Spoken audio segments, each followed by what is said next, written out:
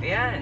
So, muli isang magandang umaga sa ating mga kababayan. Nandito na po kami sa Barangay Cabuyo, Torrijos, Marinduque. At paparoon na po kami sa Puctoy, Torrijos, White Beach. Ito na po yung convoy ni Secretary Berna. Sana ay maayos ano. Well, nasa maayos naman o yung pagbisita niya ngayon sa kasalukuyan no. Yan. Nandun sa una yung hagad, dalawang hagad ang nasa una. Tapos tayo ho yung kasunod. And then yung team ng DOT. Tapos may isang black na sasakyan. Tapos yung sasakyan naman ni Secretary Berna.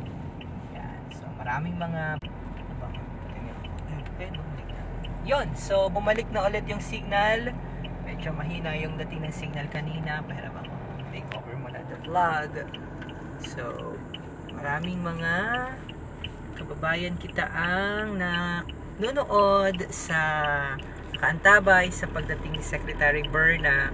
Magandang araw po muli sa lahat ng ating mga kababayan na nakatutok dito sa ating ginagawang special coverage sa pagbisita nga ni Secretary Berna dito po sa ating probinsya. Ang daming mga magagandang mga lugar. Ayun, nandito na kita ho sa may Barangay Cabuyo at napakaganda talaga ng signal, ng kalsada na po dito.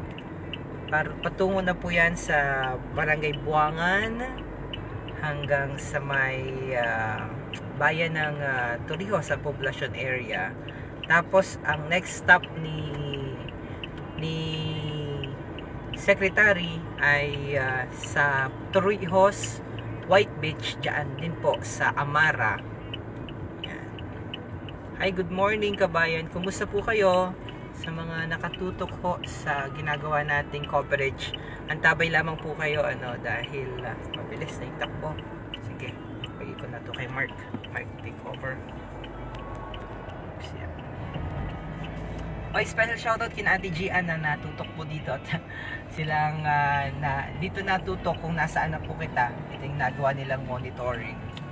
So magsing live lamang ho ito at maalaman lamang ng ating mga kasama na nandito na po tayo sa may bahagi ng Barangay Buangan, Torrijos, Marinduque at ang sunod na po niyan ay poblasyon.